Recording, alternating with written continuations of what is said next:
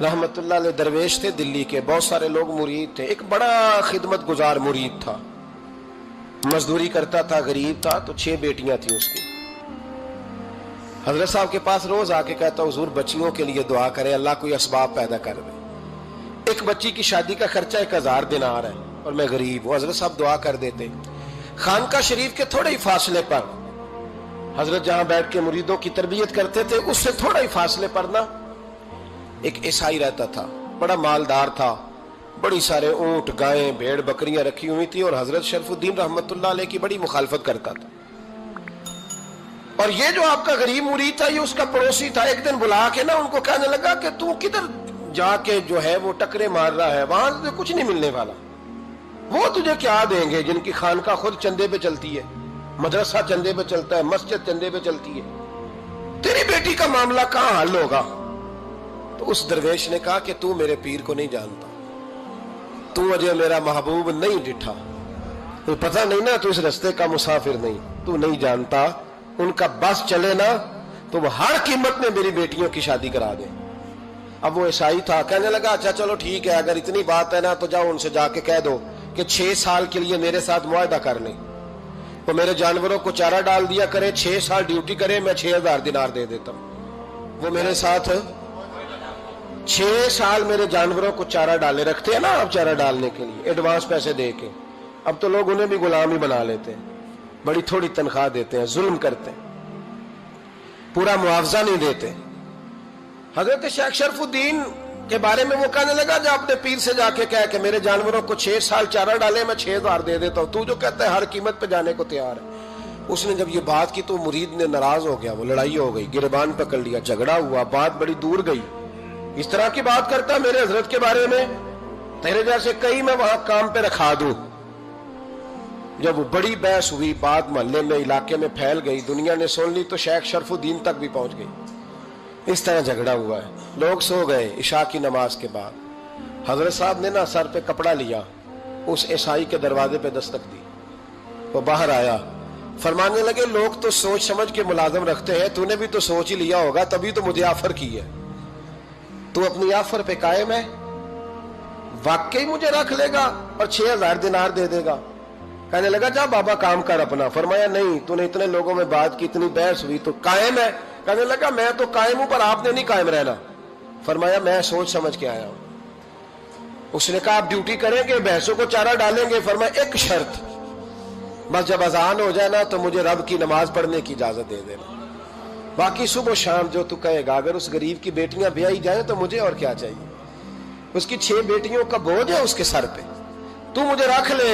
अल्लाह अकबर।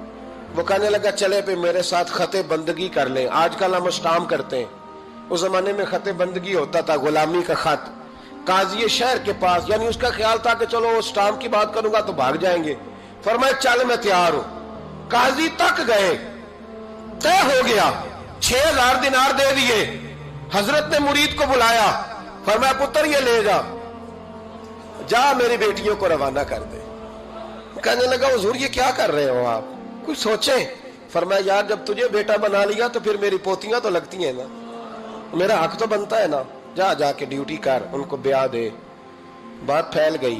बादशाह भी अकीदतमंद था, वो 12000 दिनार लेके पहुंचा। क्या बताऊं इन रब के बंदों का दिल कैसा होता है, क्या दर्द होता है, क्या रंग। 12000 दिनार लेके बादशाह आया और आके हजरत को पेश किए का हुजूर आप दें इस ईसाई को, डबल दें और जाए काम करें। आप फरमाने लगे तू पैसे दे, शर्तें ना लगा, मेरा जहां दिल करेगा मैं खर्च करूंगा। मुझे तो मजा ही अब आने लगा है, अभी तो लुत्फ आ रहा है, अभी तो जायका आया है कुछ करने का। पैसे देने हैं तो दे, पाबंदी ना लगा, जहां मेरा दिल करेगा मैं। उसने कहा हुजूर ठीक है रख ले।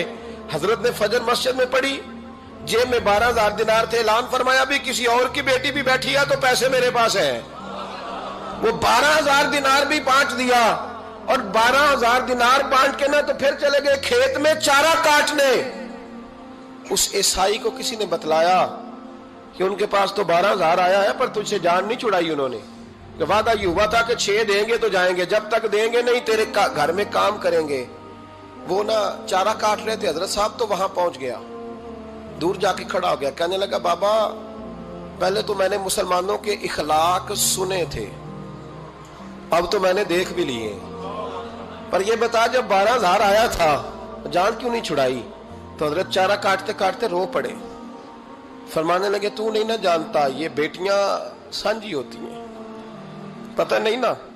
میرے رسول پاک نے تو حاتم تائی کی بیٹی کے سر پہ کپڑا رکھ کے کہا تھا بیٹیاں برابر ہوتی ہیں، تو یہ نہیں پتا جب اس کی 6 بیٹیوں کی شادی ہوئی ہے میرے اندر روحانیت کتنی بڑی ہے۔ فرمایا پھر 12,000 آیا ہے تو 2-4 بچیاں پھر گئی ہیں، تجھے نہیں پتا میں اندر سے راضی کتنا ہوں، میں تیری نوکری کرتا رہوں گا، پتہ نہیں اللہ کتنی بیٹیوں کو بیاہ دے گا۔ اتنا رویا وہ عیسائی کے پیروں میں بیٹھ گیا، کہنے لگا بابا میں نے تیری مخالفت کی ہے پر تیرے قریب آ کے پتہ چلا ہے کہ تو بہت اونچے اخلاق کا مالک ہے، اور اگر تیرا یہ مقام ہے تو تجھے اخلاق سکھانے والے محمد عربی کی شان کتنی ہوگی۔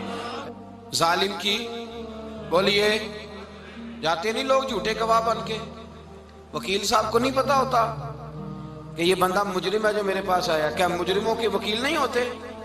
بولے تو اس کو پتہ نہیں ہوتا وکیل صاحب کو کہ یہ صاحب مجرم ہے، میرے پاس مقدمہ لے کے آئے، اور اگر بے ادبی نہ ہو جائے تو میرا خیال ہے قاضی عدالت کو بھی پتا ہوتا ہے کہ مجرم کون ہے اور مظلوم۔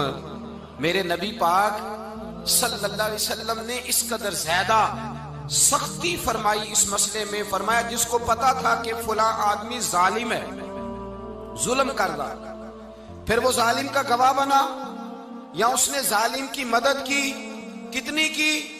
شارحین لکھتے ہیں چاہے اس نے ایک جملہ بول کے کی، چاہے ایک، سارے بولیے، چاہے ایک غریب کو اس نے ظلم کیا تو کہتے ہیں علاج یہ سی، چاہے ایک جملہ بول کے کی، شارحین اس حدیث کی شرح میں لکھتے ہیں ایک جملہ بول کے چاہے مدد کی، جس بندے نے کسی ظالم کی مدد کی کسی مقدمے میں یا کسی صورت میں اور اسے پتا تھا یہ ظالم ہے، میرے نبی پاک صلی اللہ تعالیٰ علیہ وسلم فرماتے ہیں اگر اس نے مدد کی، ابھی ظالم کی بات نہیں ہو رہی، ظالم کے مددگار کی بات ہو رہی، اگر کسی نے ظالم کی مدد کی تو حضور فرماتے ہیں خدا بھی اس سے بری و ذمہ ہے، رسول بھی اس سے بری و ذمہ ہے۔ سنبھال کے رکھے اپنی نمازیں، قربانیاں، حج، زکوٰۃ سنبھال کے رکھے۔ اگر ظالموں کا مددگار ہے، الیکشن آ لینے دے، آپ کو نظر آ جائے گا کون کون ظالموں کا مددگار ہے، نظر آ جائے گا۔ اپنی جیب سے لوگ پیسے دے کے ظالموں کی مدد کریں گے، ان کے فلیکس چھپوائیں گے، بورڈ لگوائیں گے، جیبوں سے پیسے دے کے۔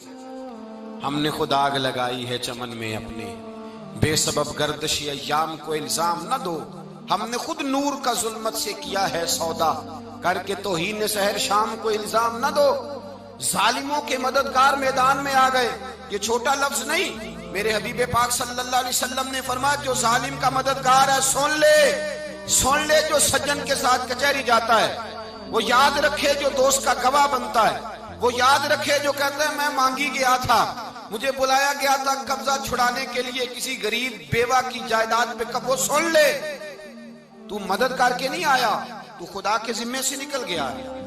رسول پاک نے فرمایا تیرا میرا تعلق ختم ہو گیا، تو ظالم کا مددگار ہو گیا، پھر تو کہتا میں بے چین ہوں، میں بے قرار ہوں، میں آزمائش کا شکار ہوں، پلٹ کے دیکھ تو صحیح تیرا گناہ کتنا بڑا ہے۔ میرے نبی پاک صلی اللہ علیہ وسلم کا ایک اور فرمان سن لیں، ابن ماجہ ابو داؤد میں موجود ہے، اس حدیث کو آپ نے یاد کر لینا ہے، کر لیں گے انشاءاللہ، سارے کہیے انشاءاللہ، کر لیں گے یاد۔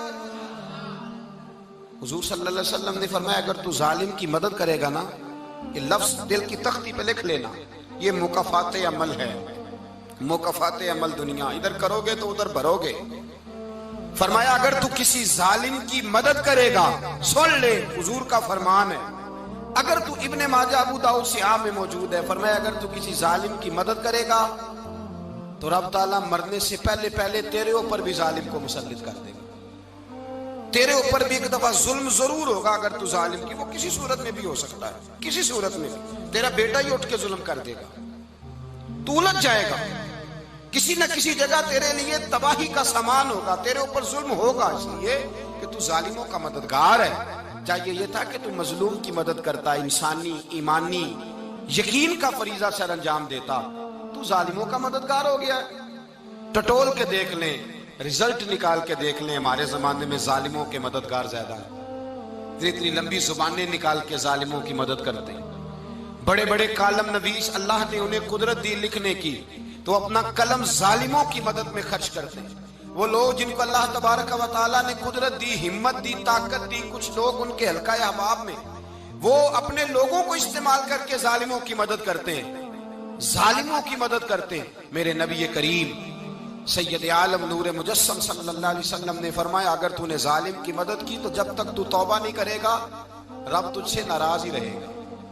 اللہ تجھ سے، او بھائی جس سے رب بھی ناراض ہو گیا، نہ کھانا نہ پینا نہ سونا نہ جاگنا نہ نیند، پھر تیری ہر چیز تیرے لیے آزمائش ہو جائے گی، پھر تیرا سایہ بھی تیرے لیے خوف کا سامان بنے گا، پھر زندگی جیتی جاگتی لاش بن جائے گی، تو اپنے کندھوں پر اپنی میت اٹھائے پھرے گا جب تو ظالم کا مددگار ہوگا۔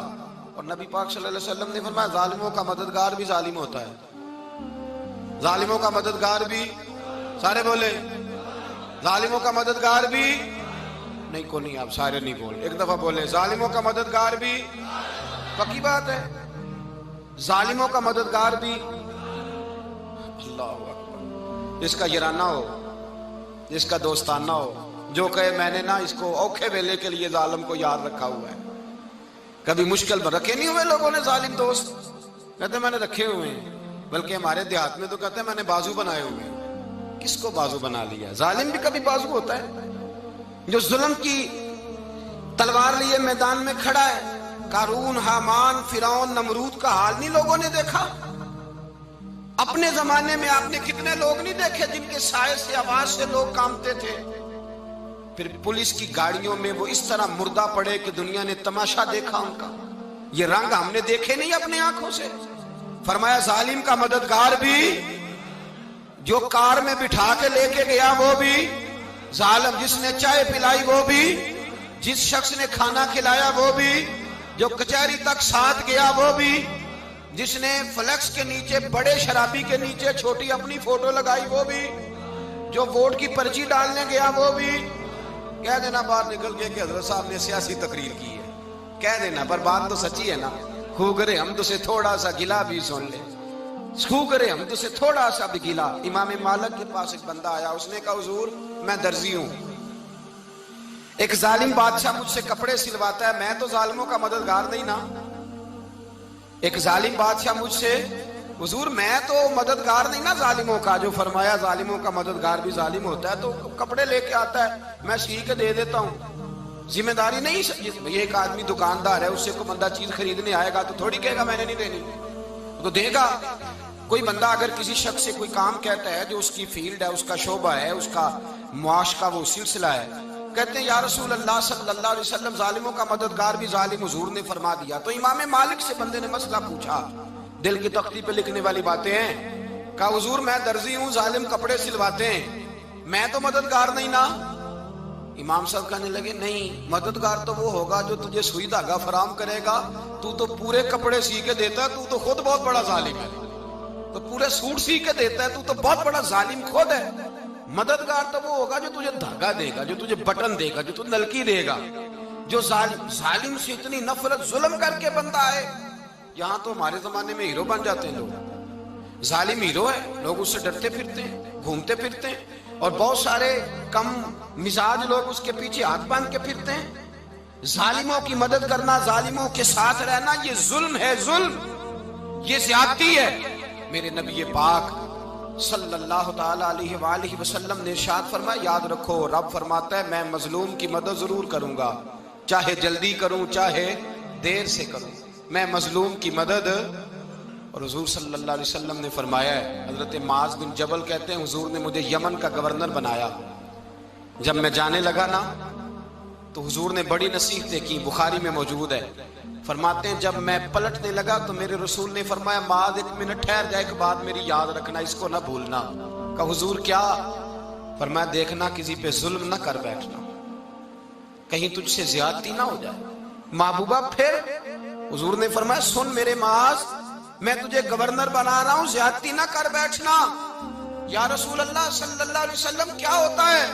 تو میرے کریم نے فرمایا جب مظلوم دعا کے لیے ہاتھ اٹھاتا ہے تو عرش کا مالک کہتا ہے فرشتوں پیچھے ہٹ جاؤ، عرش کا مالک کہتا ہے فرشتوں پیچھے ہٹ جاؤ۔